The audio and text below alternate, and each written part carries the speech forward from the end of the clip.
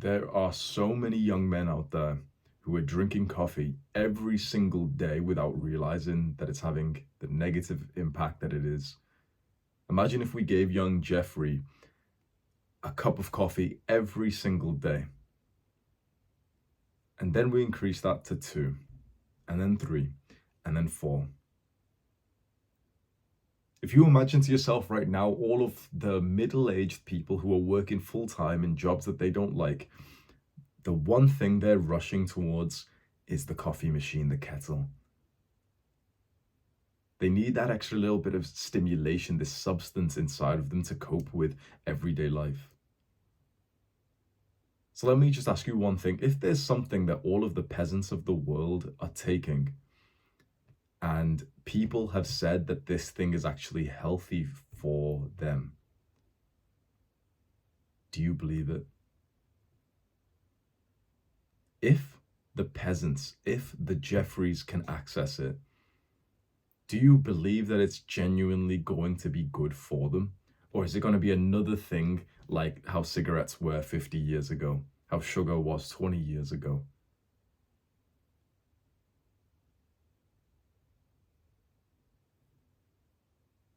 It keeps you chained to the substance.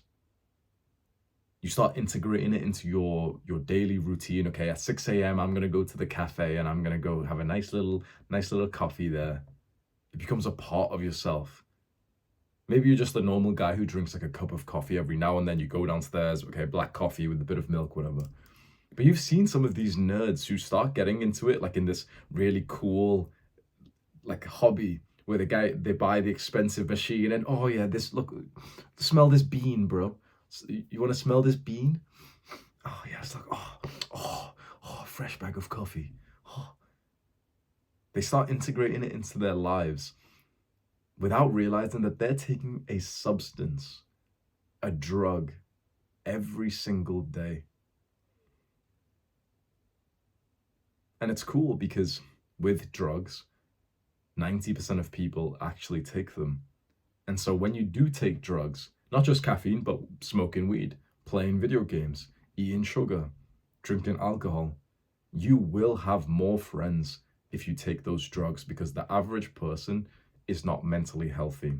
And mentally unhealthy people are the ones who take these substances. You will be more social and you will have more friends, and you'll probably even have more sex with random girls if you want a stinky hole, if you continue taking substances like caffeine all the time.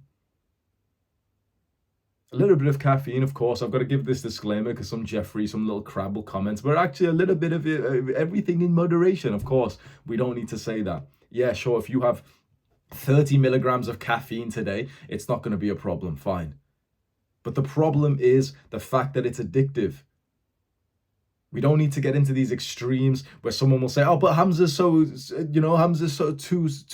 he talks too much against video games. 1 hour every week is fine." But you're not playing 1 hour. You're not drinking half a cup of coffee every 4 days. The average person will drink 1 or 2 or 3 cups per day. That is a problem. That's 200 milligrams. And then if you look at our culture, young men who are working hard, who also are into lifting weights, the amount of caffeine that young men are taking these days is ridiculous. They're having multiple cups of coffee in the morning for their studies or for their work. And then when they go to the gym, they're having pre-workout, disgusting energy drinks. Go and look at the back of the can of the nutrition on there. How the fuck do you think it tastes good and sweet when it says 0 sugar on the front of the can? Because they're putting weird chemicals in there. Just like you wouldn't have some ultra-processed meal, would you? You're past that point now. You wouldn't have some ultra-processed meal that comes in a cardboard box that some like lab scientist has been using chemicals and shit on to make it preserve for years. If you left it out in the open, you wouldn't have that. But these days, young men are still having energy drinks. So many guys still going to the cafe to get nice little lattes and stuff. And trust me, I love it too. I'm taking a step back from this stuff too. If it hooked me, it'll hook you. What happens when you take a step back from coffee, from caffeine? you most likely will go through this brutal withdrawal period. And maybe you'll scroll to the comments right now and someone can comment their experience of what it was like going through the withdrawal period. For many people, it is absolutely brutal. You are so hooked onto this drug that you are in genuine pain leaving it. Like it's an abusive relationship. You'll experience headaches, maybe loss of sleep, tension, anxiety, shaking, sweating, loss of energy, feeling just weird for the first 1 week, 2 weeks, maybe more. But past that point, when you get to about 2 weeks of going completely without coffee or any kind of caffeine, you start to notice that your anxiety has went down from before. You're beginning to fall asleep better. You don't have that same dip of energy like most people do our age, and especially the middle-aged folk. Isn't it ridiculous when you think about that most of the world experience an energy dip a few hours after they've woken up and drank coffee? 9 a.m., 11 a.m., 2 p.m. That's when most people, they just start to feel like 25% more mentally retarded.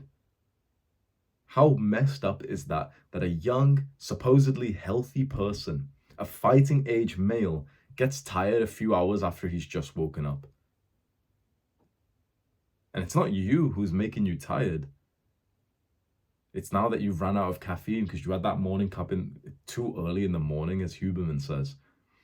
You mess with the adenosine receptors. Basically, when we wake up, we have something which is kind of like caffeine in our bodies already. But when you drink a cup of coffee, what you're doing is you're not even getting much of the caffeine boost, but you're just setting your future self up in a few hours to experience an energy dip. And still, one of the first things that many people do is they'll wake up, go to the kettle, and make a cup of coffee like instantly. Go and look at the comments on a Huberman video or a Chris Williamson video when they talk about this adenosine thing, basically to not have a cup of coffee 90 minutes after you wake up. Look at the comments and see the pathetic people underneath those comments who just, they want to argue for everything. They're replying to Huberman saying like, oh, but you don't have kids, and but I just like you're going to take my cup of coffee away as well.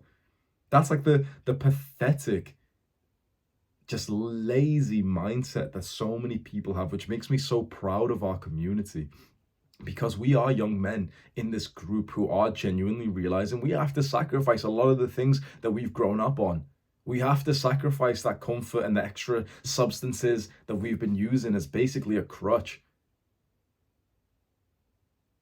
But with every step of your self-improvement journey, that at the end of that sacrifice, there comes growth. So what's my recommendations for this? You don't have to quit coffee. You don't have to quit caffeine and have it 0 times ever again. But maybe you just don't want it in your normal life. The best way by far to manage this is that in your normal routine, your everyday life at home, you do not have any coffee at all, including for your workouts. And if that's hurting you right now and you're thinking, oh yeah, I'm probably not going to follow this advice, you realize you have an addiction, which right now seems like it's serving you because your workout today will be better if you drink the caffeine for it. But that's Jeffrey thinking. Don't think about if your workout today is going to be better. Think about if your workout 3 months from now, and then every workout after that is going to be better if you quit caffeine, and it will. Your life might be worse today when you quit any of these bad habits that we always talk about, but it gets better in the long run. You know this. And so just keeping the short-term mindset, like, oh, but if I don't have the pre-workout energy drink today, then I won't perform as well in the gym. I won't hit the PR and I'll be tired, so I'm not going to do it. I'll keep having the caffeine. Day 1 of quitting and going through that negative period is going to have to start at some point. You could start day 1 today, or you could start 7 months from now and just delay your progress by 7 months. Don't have it as part of your normal schedule, but every now and then when you're doing something a bit different, that's when you can have it. That means, for example, you're taking a trip. That means that you're going on holiday and you're flying over to Italy and you're in a cafe there. Have the coffee there 100% and enjoy it. This is the exact same advice that we have for sugar, for alcohol, for any of these bad habits, they should never, ever be a part of your normal routine when you're basically in this fight camp mode. You're in like this hard work grind mode at home, this monk mode, this dopamine detox at home. You should be as sober as possible during this time. But then when you want to have that time off every now and then, perhaps once a month, maybe even less than that, maybe it's one day or a couple of days of a trip, then by all means add that in, because that can be a fun addition to something that's happening every now and then.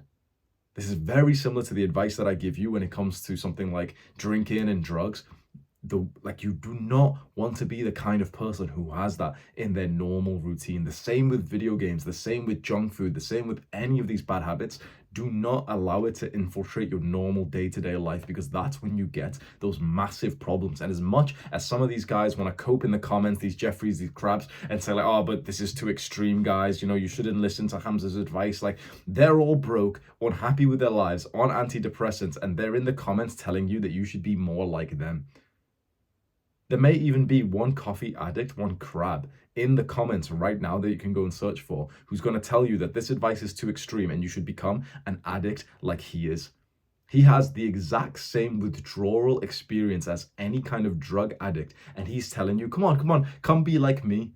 Don't be like these sober guys who are becoming better every day. Come be like me. Come on, let's go take more substances together. Come on.